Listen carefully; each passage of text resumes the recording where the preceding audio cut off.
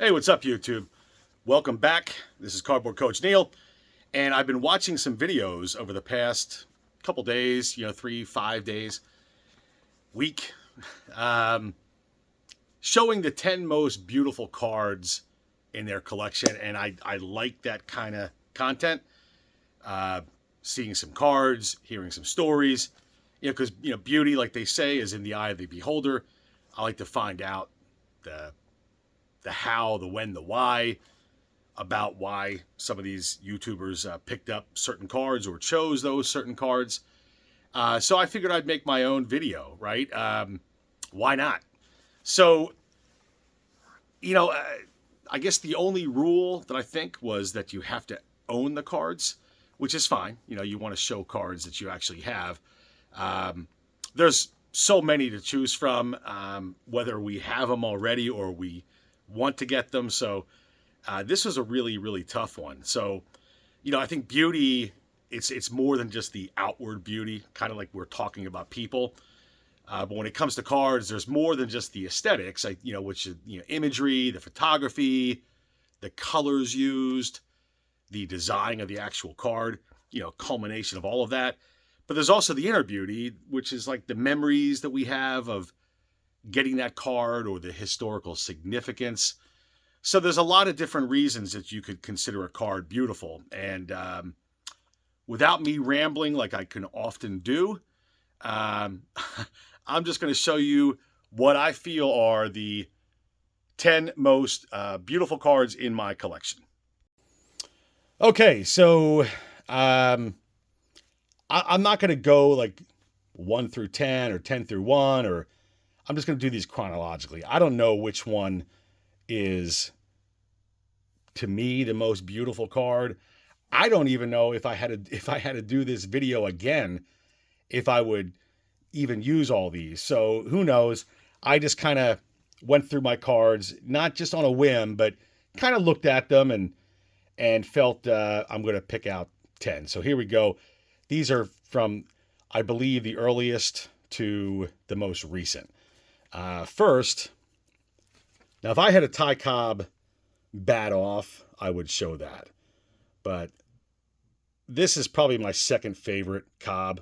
I know a lot of people love the green. I would love to have that as well, but and what's interesting is I'm not a huge fan of red, except when it comes to baseball cards, and the Phillies, when they're not disappointing me. But we'll see. But this is a really nice example of Ty Cobb. Just not just because I own it, but it's just like a piece of art. I mean, it's a classic card. It's very simple, but very elegant at the same way. This is just a sweet cap roll back.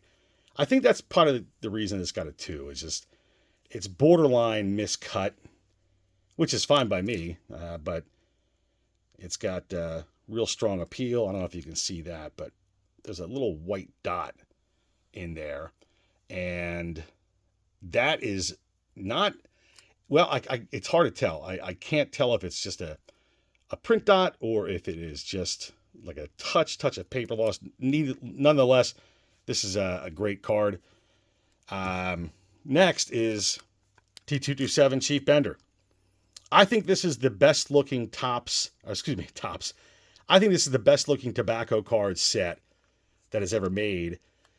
And there are 4 cards in this set, and I think Bender is the best one. There's just with the sky, the green, the white with the blue. I mean, it's just a real nice card. When you zoom in, you can see the striped hat. Just a real nice card. Beautiful, if you will. And I just like the fact that these have nice little write-ups on the back.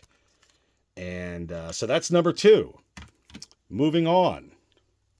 Another red. You're going to see some reds in here and some other cards or some other colors. This is Stuffy McGinnis.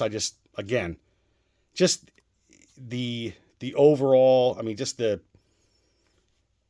artwork. I mean, just the blushing on the cheeks, just the everything about this card. It's just, when I bought this one earlier this year, and I want to say probably January, February, and it's just, it's just a great card. I'm very, very happy I picked it up. I got this from Dean's Cards, by the way. A lot of people think he's overpriced on eBay. Go to his website. You'll get a much, much better deal. And again, you get the cards in like 2 days. He's very, very good, and he has some stuff that you just can't find. But that's number 3. Number 4 is a classic.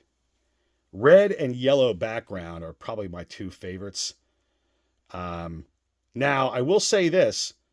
If the green Ruth, number 181, had a blue hat instead of brown, which is the artist rendition, I think that would be the most popular card ever created. Just a little simple switch of the hat. Kind of doesn't even put it at the top of the Goudies. This is my favorite Goudie. Again, if the green had the blue hat, it might be different. But again, just with the red, the yellow up here, the blue, it's just something. I mean, I just like that kind of color combination. This card really pops. It's a great example. And that is number 4. Number 5 is a classic. Great artwork, great shot. Little artist rendition guy sitting in the background just kind of watching.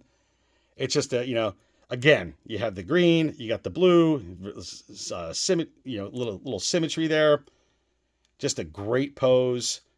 When you kind of zoom in, it's just nice facial expression. Classic image of Campy. So that is number 5. Sticking with catchers, this is one of the greatest visually appealing sets ever created. That's a 53 Bowman color. Here's Yogi Berra. Yogi, like I've said before, I'll say it again, he has some great cards. And this one may be his best. Again, that's my opinion. It's very, very subjective. But Yogi is a true character. Fantastic catcher, but a legend of the game. And that's just a great image. Beautiful photography on this set. Bowman really set the bar on this. And, if you don't have a 53 Bowman color in your collection, you probably should go out and buy one. And maybe this Berra. It's just a beautiful card. Okay, so I think we got, that was number 6. Number 7, I've said this before. I think this is Mantle's best card. And the 1954 Red Heart set, it may be my favorite set. And I am still slowly working on it. But I got this earlier this year, and that's why I haven't really been spending too much in recent months because of it. Saving for the next Philly show and possible Strongsville. We'll see. But again, there's just something about this card. I just love it. Simple, but very, very elegant in design, for lack of a better way to explain it. It's just, Morel Meat did a really good job putting out this set. And that's just a great card. Next one, you see it's all color. And, I tried to get a black and white one in here, but I really couldn't. But this one these next 2, this is Jackie's best card. In my opinion. If all of his cards were priced the same, taking that whole equation out, I just love this card. Jackie has some great cards. This is one of them, his 55. I almost put that in there instead. But I decided not to because I like this one better. And this next one, number 9, is Mays. Again, I think this is his best card. MVP year, nice yellow background.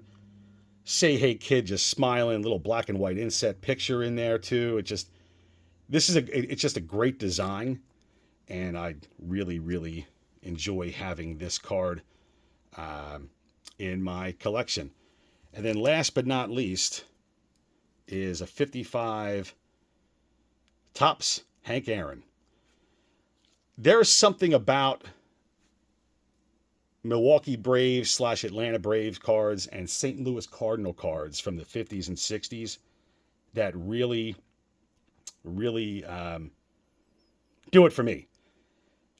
Just the red and the blue in the hat, the yellow background, great mascot right here, great image of Aaron. I mean, this is 55 tops.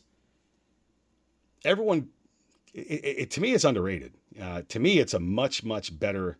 This may be the best set of the 50s, in my opinion. If it was vertical, I think it may be, but I don't know. A lot of people love the 56, and I do as well. But 55 tops, if you put a mantle in that set, along with a few others, but mainly the mantle, it's a whole new ball game, I think, in terms of historical hobby significance. But that's my 10 cards that I chose. Again, I'm more of a post-war guy. I love pre-war, but I'm more post-war. I think post-war just kind of does it for me.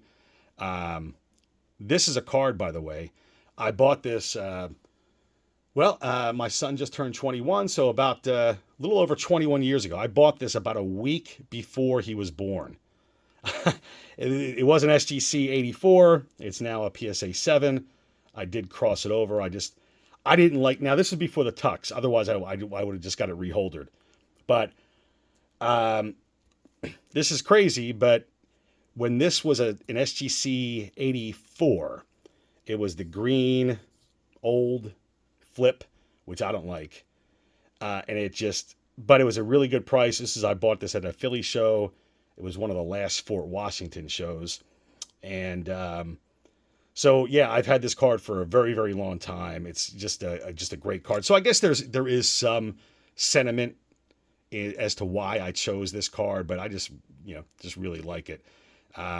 So hey, listen, I hope you enjoyed watching, and until next time, you take care.